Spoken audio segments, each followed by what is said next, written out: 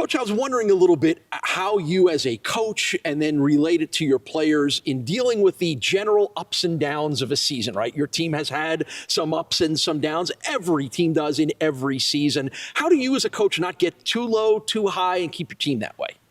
Yeah, you have to work at that, right? Because it's easy to get on the emotional roller coaster if you allow yourself to do it. And we try to be very consistent and very honest, and provide feedback the same way after a great win or after a tough loss.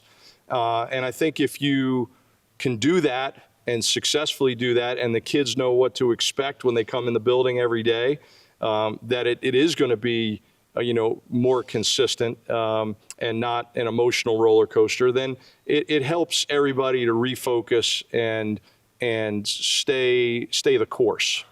I know you've had a chance, particularly after a bit of a wild weekend, to glance at the MAC standings, which shows 8 teams that are 2-2 or better. Is this the most MAC-tiony standings that we've had at this point now? Yeah, I've got a long association with this league, and even the years I wasn't in it, I followed it closely, and I can't remember this much parity.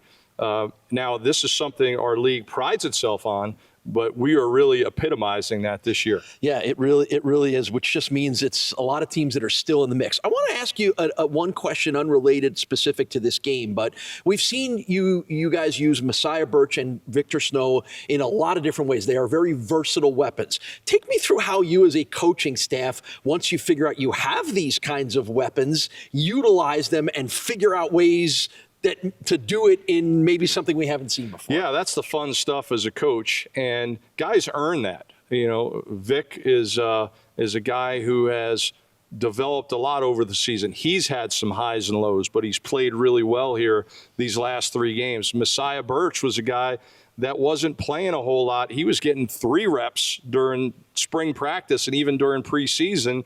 And then little by little, his role is growing, and he's taking advantage of the opportunities he's got. And now you're looking for more ways to get him involved. So that's the fun stuff as a coach, not because they're chess pieces, because they're human beings, and you're seeing these guys grow and develop right in front of your very eyes. And even some of our young scout team players. I was talking after practice about some young guys that you've seen their bodies change, in their freshman year, and they're going to come out here in spring practice and have a chance to really help this team in 2025. Talking with Bulls head coach Pete Lembo as we get you ready for the Bulls' trip to Akron, Ohio to take on the Zips. Well, you've got an Akron team that has slowly improved itself, is coming off some tough seasons, but now they're coming off a very big come-from-behind win. Do you expect to see a different kind of confidence level with this Zip squad? I'm sure they're gaining confidence. They started off with a very tough schedule. Ohio State, Rutgers, South Carolina. They played and beat a good Colgate team from the Patriot League. And now that they've been in our league schedule, they've been really competitive. And even the games they've lost have been close losses.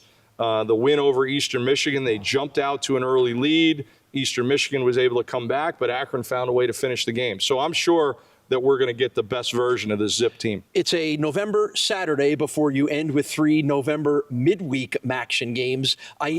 Going back to spring ball, you have been emphasizing the November part of your schedule. Why?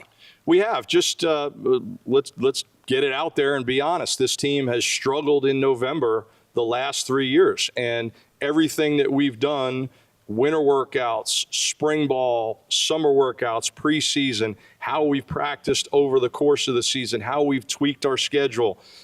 We've changed as we get later in the season. Some of our Sundays, we trim practices a little bit this week.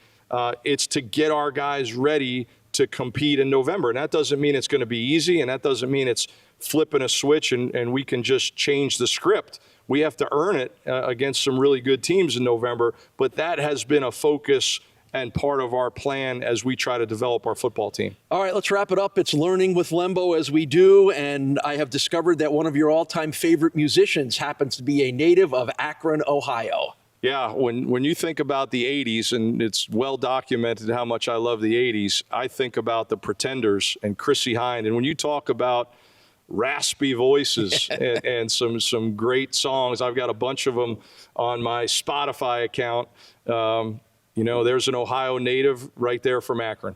I'll give you one of my all-time favorite Akron trivia questions, which is both LeBron James and Steph Curry were born in Akron. Everybody knows LeBron because he grew up there. Steph Curry's dad played for the Cavaliers when he was born, which means the two arguably greatest players, at least in the NBA now, both hail from the same city in Ohio. Well, a lot of great history in Northeast Ohio, a lot of great athletes in all sports that have come out of there. And there was actually, and it's changed ownership now, but there was actually a Lembo's restaurant in Akron.